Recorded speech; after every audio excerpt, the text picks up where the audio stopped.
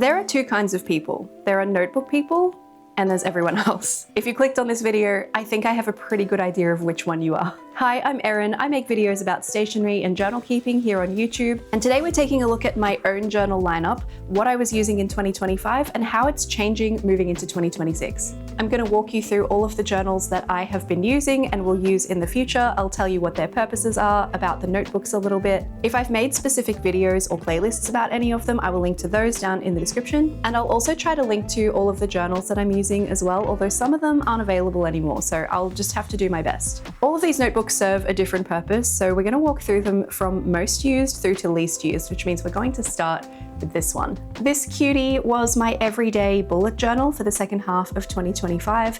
It is an A5 notebook from Tiefossi. This one is the gold vintage version in light blue, I think. It's a gorgeous notebook, such a lovely cover. The spine is really pretty too. I have loved this notebook really hard. Oh, there's cat hair on it, like everything in my life. You might notice with some of my language in my videos in 2026, I'm kind of moving away from the bullet journal terminology because what I'm doing in these journals is evolving away from the original bullet journal method. Let's have a little peek inside, and I will have a full flip through of this journal coming soon. So some of what I use it for is fairly bullet journal adherent, like planner things. Very much so with my weeklies. I still use my weekly spreads to basically make to-do lists and cross things off, and I find that works really well. I'm continuing that, but something I started a couple of years ago is including these kind of junk journal-y memory keeping spreads in my everyday journal as well. And that has just been so much fun. Very low pressure, I just put whatever I've got. Sometimes I'll put a bit more effort in if it was a specific event that I feel I have good stationery to match, but this is why the journal has ended up this chunky. Of course, I do have videos of all of the monthly planner setup pages in this journal, so that's linked in case you want to see it. And if you've been following along, you may already know that I'm replacing this one in 2026 with this cutie little traveler's size, which looks like an absolute baby when you put it next to this one right now because of, like, look at that.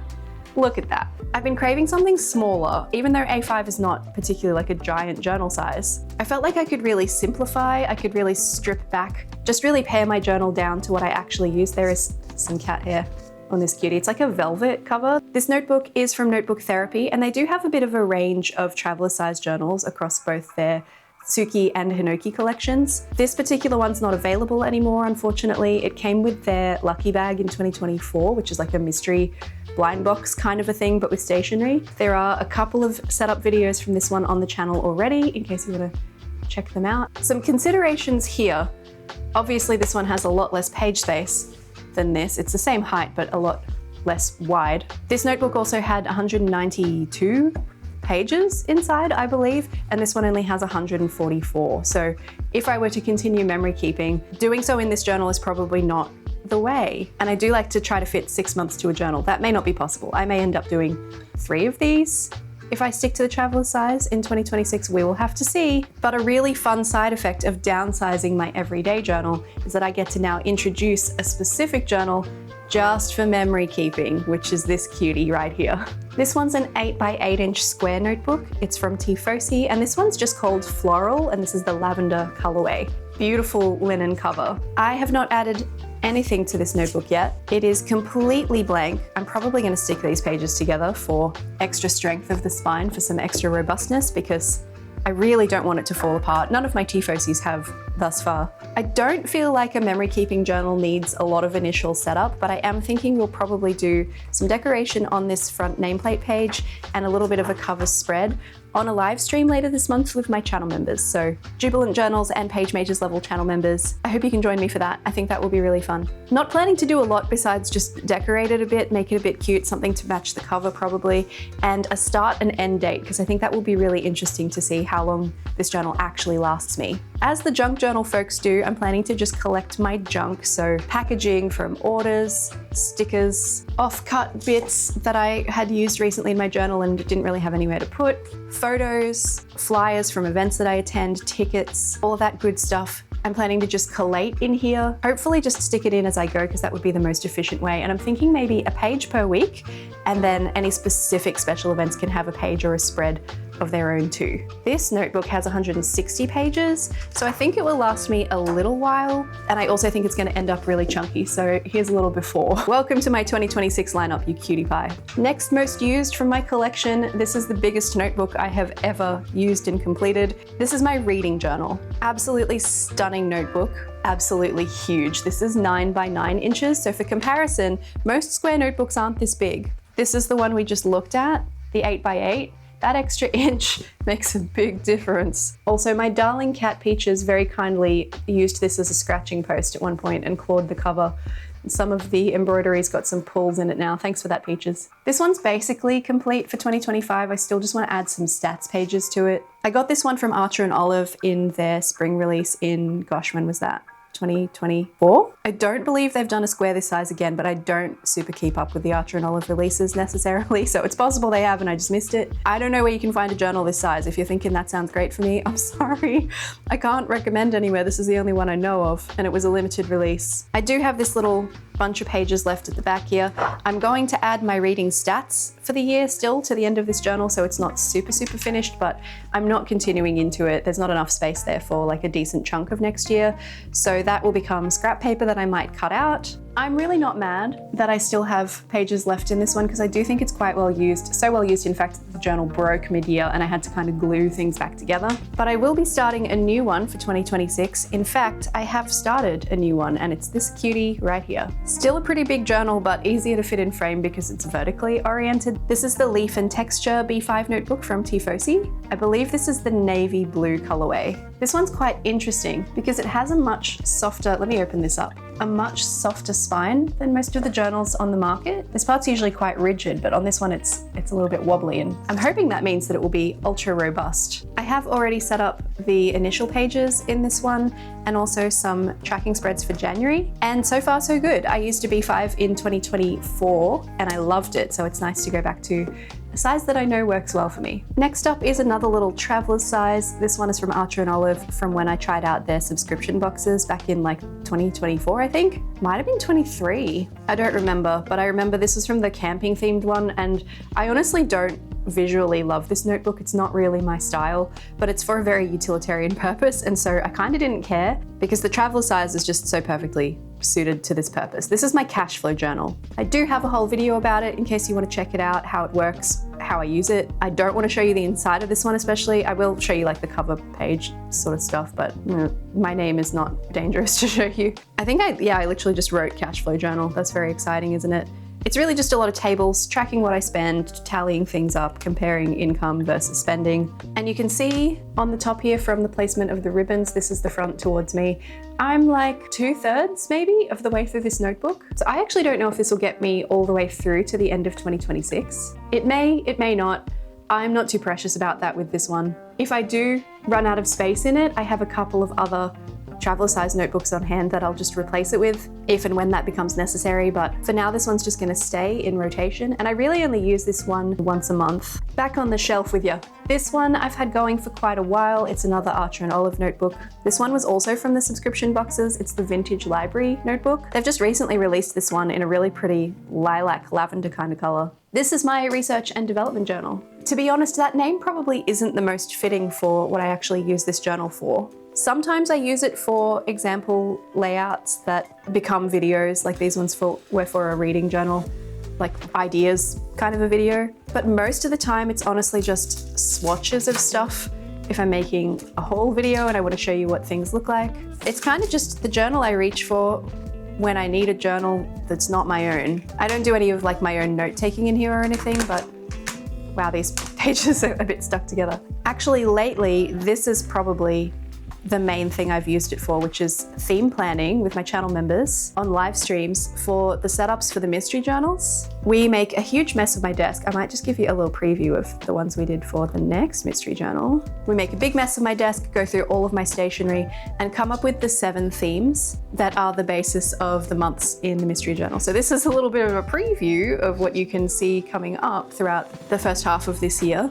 Don't want to show you too much. There are a few kind of gaps throughout where I can still pop things down, but there are actually only a a few pages left in here as well. So this one is continuing until I use it up, but I know I'm gonna run out of this one this year. So she also has a replacement on standby. I've been wanting to use this one for a while and it's never quite felt like the right time. It's absolutely gorgeous. It's the Moon's Power notebook from Tiefossi. This one's the teal colorway. She's kind of giving Sailor Moon. This is also an A5. I just find that it's the best size for me for this kind of thing. Big step up in page count though from the Archer and Olives. The Archer and Olives only ever have 160 pages. This one's got 192. They've got numbers on them too, so you know where you're up to. Which means if the Archer and Olive one lasted me like 2 years, this one will probably last me even longer. If you can think of a better name for this one than research and development, I would love to hear it. This one was a new addition last year. You can see it's very different to my other notebook styles, although it is still a dot grid.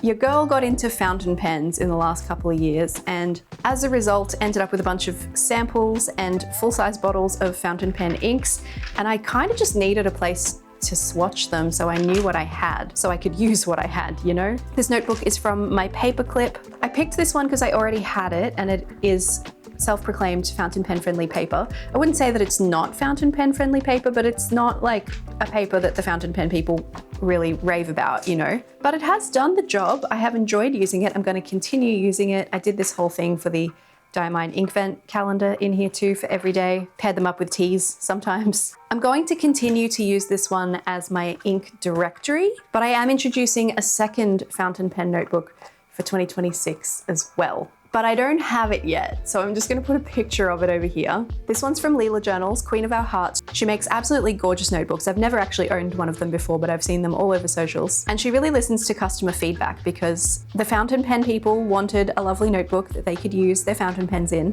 and she started making her range in a Tomoe River paper option. I was watching Hi Julia Here's pen and ink journal setup video and I was influenced and I bought one right away. Not cheap to get to Australia, but I think it's gonna be worth it. I will be using it in tandem with my existing ink directory. So this one will just be where I swatch stuff to be like, this is what I've got. But in this one, because I've been super influenced by Julia, apparently I'm completely ripping off her pen and ink journal concept. So it's going to be where I keep track of the pens that I have inked and what's in them and the dates that I inked them, and when I get a new pen, what it is, how much it cost potentially, a story behind it if there is one, if it's a maker pen. I love a maker pen. I can't wait for it to arrive. I think it'll be really fun to set up. Let me know if you want to see a video on it. You can just watch Julia's because mine won't be that different, but please do let me know if that's something you want to see. I know not everyone's in the fountain pen realm, but I kind of am now. Speaking of swatches, this little guy is still here. I actually don't reach for it as often as I expected that I would. I may reach for it more now that I'm also in a notebook therapy journal, because this tiny little cutie pie, I believe this is A7 size, it's so small, also came with the notebook therapy lucky bag from last year. I have a video setting it up as my pen swatch journal with swatches of all of my colors with washi tape on the page edges so that I can use it very quickly to be like, I need a yellow. Show me, wait, wait, those are brown. Show me all my, yeah, I don't have a lot of yellow. That was not a good example color. I need a blue. Show me all my blues. I haven't actually updated this. I have some pens that I should probably add. Need to go through the collection and make sure that this is up to date, but it can be really handy for situations like preparing to do the mystery journal and doing those swatch pages with my channel members. We can be like, which pen is the best match? I am of course also using a notebook therapy journal this year as well, so this is going to be a better paper match to this than the Tiefossi ones that I was using last year, so probably a more accurate representation of what I'll get in my own journal. This is absolutely staying for obvious reasons. It's also very small, so it's not difficult to store at all. This one was another new addition in 2025. I got this one from JOURNALSAY. The cover's really cute. This one's not a dot grid notebook like almost everything else in my collection. It's actually an art book, like a sketchbook with, I believe, smoothish watercolor paper in, and you can tell from the leaves falling out of it that I don't use it for painting in. I actually, oh god, I have some stuff I need to do here, which is why all of my flowers are falling out.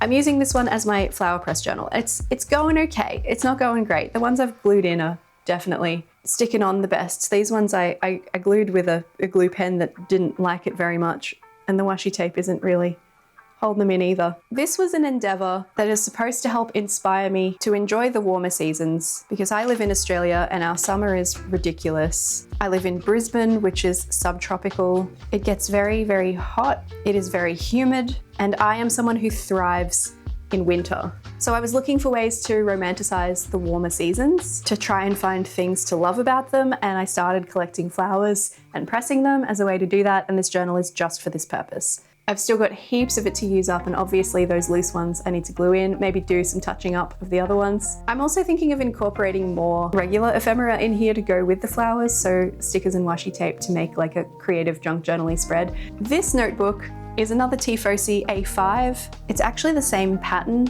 as my everyday journal was. It's the vintage design, but this one's just the blind deboss, whereas this one has the gold. So this is the gold version. This one's just called vintage, I think. Still freaking stunning, look at that. This is my D&D journal, and it's barely used. I started this one last year when I had a bit of a cool opportunity to start playing D&D online with some of my Discord pals. The time zones unfortunately absolutely thwarted us. This is about as far as I got. I started setting up a cover spread. That sticker's perfect. I'm still going to use it, absolutely. But I've recently had the opportunity to start playing with some in real life friends. We're doing this one, Wild Beyond the Witchlight. And so this journal gets to make a resurgence. I had watched some videos of people's D&D journals, people who are much more experienced players than me, and they had some common pages amongst all of them, so I've left some pages for those for myself too that I haven't done yet. But we have had our session 0 and our very first session. So I do have some session notes back here.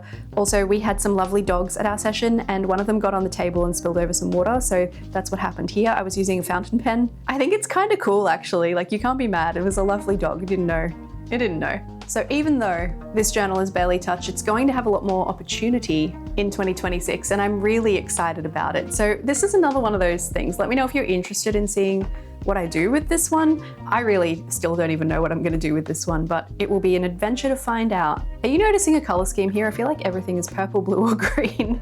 These are the only colors I like, apparently.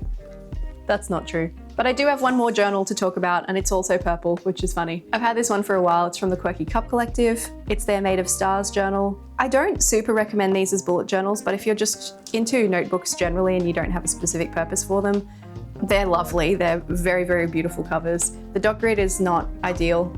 This one I've had for a while, so it's possible they've changed. I'm not super into the sharp page corners either, but that's okay because this is not something that I use as a bullet journal. This is essentially my diary. If I had a bad day or a really good day and I want to whinge about it or I want to boast about it, this is a journal where I write that stuff down. But to be honest, I don't do that often. It's not really a stickers and washi tape journal for me. It did start out that way, but it's kind of just writing now. The last time I used it was June 14, 2025, and that's how much journal I've got left, so plenty to be getting on with here. I'm planning on trying something different though. Same journal, different concept for 2026. I got a deck of really pretty Art Nouveau tarot cards. I haven't even opened them yet. They're still in the plastic. I've had them for months, but I thought it would be really cool to do myself a little tarot card pull and use it as a journaling prompt. I'm not that into the divination aspect of it, but I think it could be a really cool way to spark an idea about what to write in the journal, because that is something that I struggle with, which is wild. I was a really prolific journaler, thoughts and feelings every day, writing in a diary journaler when I was in school. Maybe it was just because I had time then, I don't know. I actually want to set it as a personal challenge to fill this journal in 2026. And this does feel like a really appropriate notebook for tarot-inspired journaling prompts, because look at it. I mean, you know. So this is my 2026 journal lineup.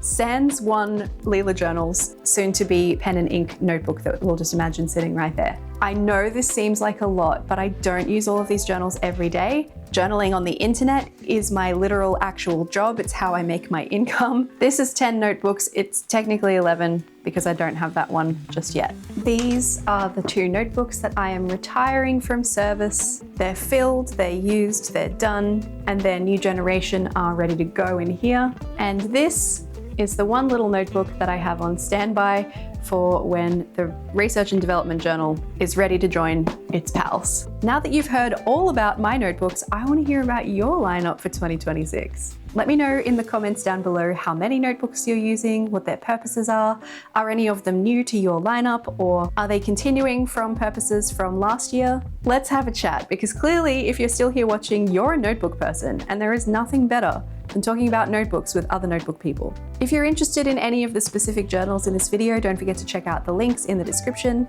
And in case you'd like to keep watching, here is a link to the new journal setup in my everyday journal for 2026, as well as the new journal setup in my reading journal for 2026. I hope you'll join me for some more journaling adventures this year.